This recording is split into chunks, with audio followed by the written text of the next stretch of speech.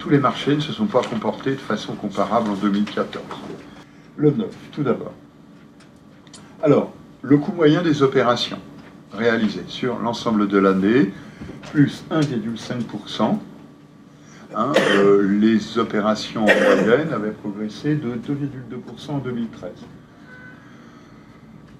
Les revenus des ménages qui réalisent ont progressé, mais moins vite, 1,2% en 2014.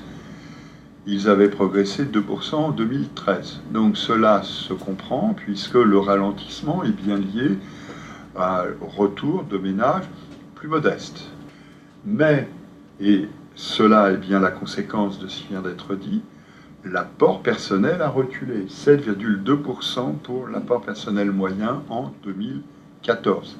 On est sur un marché du neuf qui est un marché du neuf qui a connu des transformations, et illustrons-le en comparant le quatrième trimestre. Les taux sont plus bas, 60 points de base, comprennent l'ensemble du marché du neuf ou comprennent le seul segment de l'accession à la propriété. Les durées sont plus longues. Dernier élément, le taux d'apport personnel a baissé de plus de 4 points. On vous a représenté l'évolution du taux d'apport personnel à par an. Ce n'est pas le taux d'apport personnel moyen. On voit que ce taux d'apport personnel a, en 2014, dès le début de l'année, baissé fortement.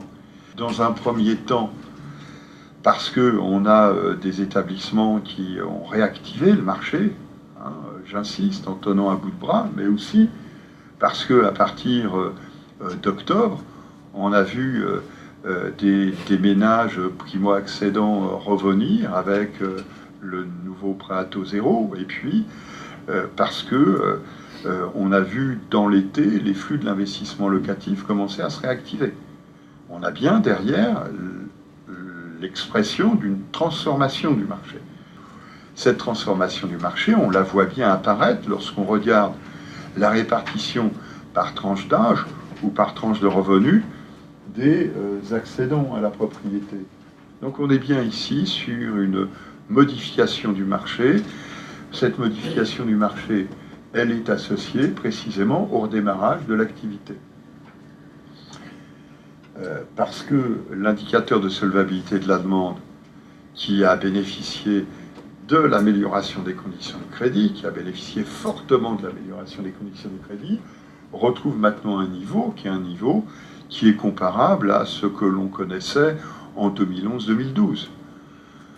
Et au niveau de la production de crédit, le redémarrage du quatrième trimestre, en réponse à la mise en œuvre du plan de relance, c'est un démarrage qui se traduit par une production de 16,3% supérieure à ce qu'elle était en 2013, au quatrième trimestre 2013. Et si on prend le seul nombre de prêts, 12,4% supérieur à ce qu'il était au quatrième trimestre 2013. On voit bien que cette fin de l'année, ce quatrième trimestre, est bien associé à un redémarrage du marché. Donc pour le neuf, le constat qui est fait à l'observation du marché des crédits, Observatoire Crédit Logement CSA, c'est le redémarrage du marché. Il s'était dessiné au mois de juin, il se confirme très très largement au quatrième trimestre.